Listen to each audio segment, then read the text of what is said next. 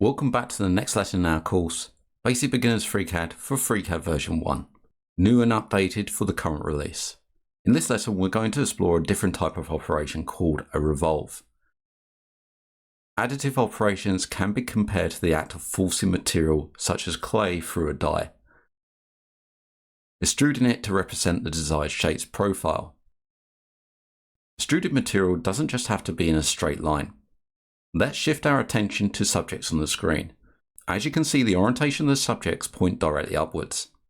If we apply the same principles from our previous lesson and view the subject from the top, we notice that it does not reveal a complex profile. Instead, all the subjects have the same silhouette, a circle. However, when we view the subject from another viewpoint, in this case the side, we notice a more complex profile. This observation highlights an important aspect. Taking cross sections from the side, for instance from the left to the right, will produce multiple cross sections that are not identical.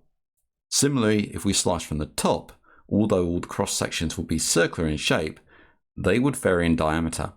If we switch back to the top view, we see the profile is circular, implying that it remains constant as we revolve around the center point. This can be demonstrated by taking the subject, creating cross sections through a quarter of it, and then repeating the process, like slicing through a cake. Following this path, we see that the cross sections are identical, leading us to a single profile. We then can apply a revolve operation. The position of the profile in relation to the center it's revolved around is crucial.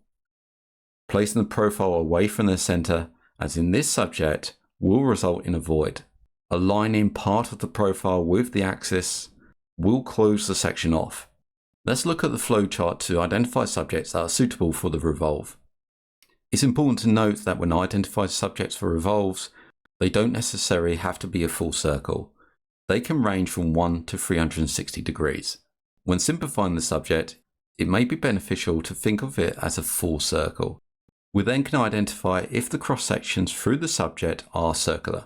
This can be done by looking at the subject from one of the viewpoints, in this case the top.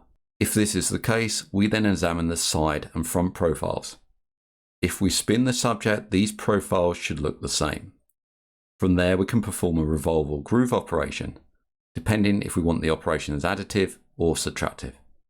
The flexibility to revolve at an angle creates some crossover when identifying profiles and operations while creating your model. For instance, there is a crossover with the sweep operation, which we'll discuss in later lessons. Taking what we modeled in our previous lesson, we would end up with something like this. A simple profile of a quarter of the subject's cross-section revolved around the center point 360 degrees. This is then followed by a sketch to create the holes. We end up with a revolve and a pocket, two operations to create our model. In larger projects, this can reduce the number of operations, simplifying it and increasing its stability. In the next video, we'll look at an exercise where we'll learn about the revolve and how to apply it. Hope you enjoyed that video, and I hope to see you in the next lesson.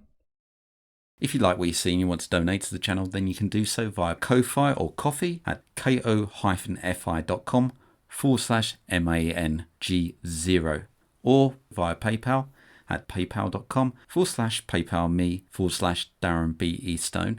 I also run a Patreon where you can get early access and additional content, and that's at patreon.com/MangoJellySolutions. Links can be found in the channel header, on the About page, or in the descriptions of these videos. I thank everybody that's donated so far. It really helps to keep the lights on so I can produce more content and also expand the channel. Thank you for liking, commenting and subscribing to these videos, and I hope to see you again in the next one.